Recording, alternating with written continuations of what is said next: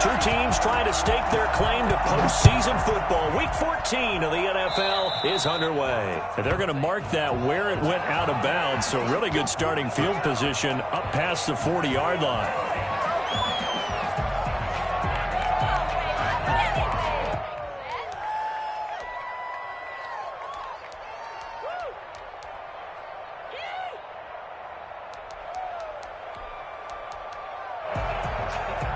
First and 10, and kind of tipping their hand at running the ball. Three tight ends are out there.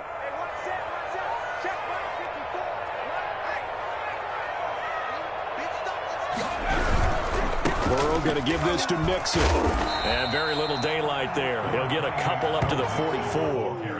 Defensively here, you're facing a top-5 team in terms of points scored in the NFL. So when they're that high-powered, you've got to find a way to hold them under 20. Because to me, that's the magic number. 20 points scored, you give yourself your best chance to win. So if they're up around 24, 28, 30, they could be in some trouble. And I think so, because then you turn it into a shootout, and that means your offense has to keep pace. The last run good for 2. Here's 2nd and 8.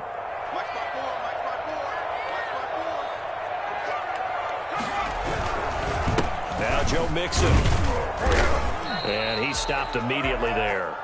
2 runs in a row, but only 2 yards to show for it. All right, quick observation, Brandon, because early on in this game, I'm seeing linebackers playing with their noses close to the line of scrimmage. And my guess is the wheels are turning on that other side.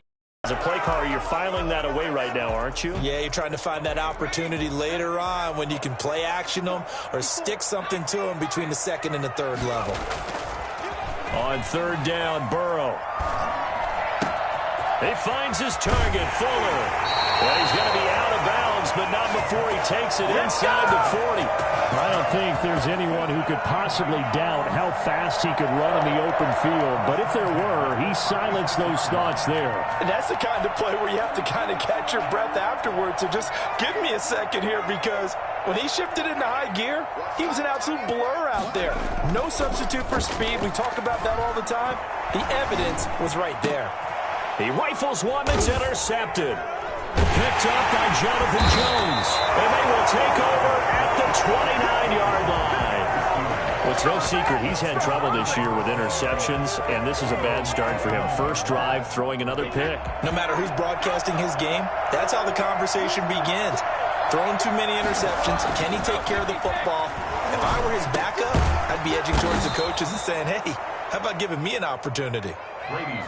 One thing we do know, he's going to get his catches. So as they move forward defensively, got to continue to focus on not.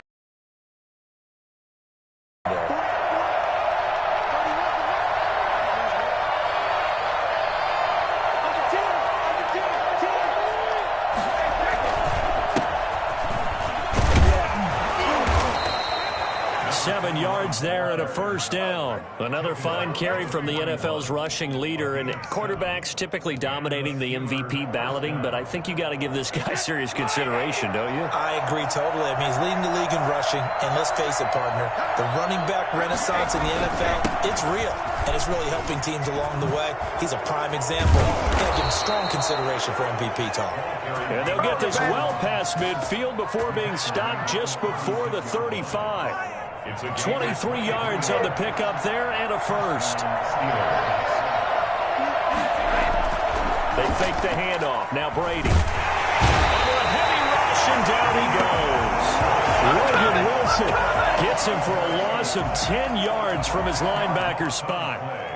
Man, he got in there so quickly, Charles. What could the offense have done to adjust and account for that? But what you're hoping is that you figure out and you see and get a clue that maybe there's going to be some pressure coming at you, and you change the blocking schemes. Maybe you go to max protection. The biggest one is maybe you bring your running back in to try and keep you clean. But in that case, that didn't happen. Zero accountability, and a sack resulted. Chase Claypool, the intended target. But now it's 3rd down.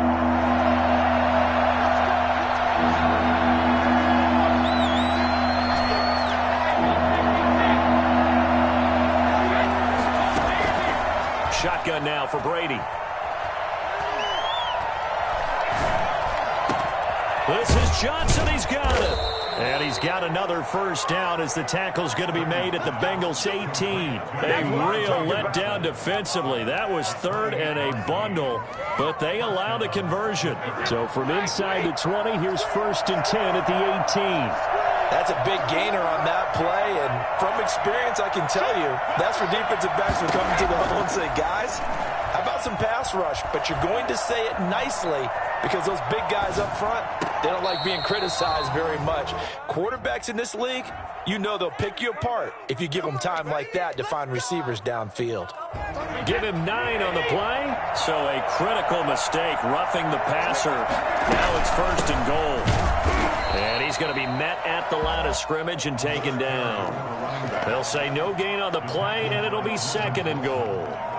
Another shot from the 9 on 2nd and goal. He's hit pay dirt a lot this year, but not that time. Yeah, I'm tracking right there with you. You're exactly right. He's found the end zone plenty of times. No way I can find any fault with the call. He may not have scored there. Of course you're going to give it to him. And he's able to work it here to the 8-yard line. A minimal gain there on the 8th play of the drive. In order for a screen pass to break big, a lot of things have to come together and be well executed. But all it takes is one small thing to go wrong and keep it from being a big game.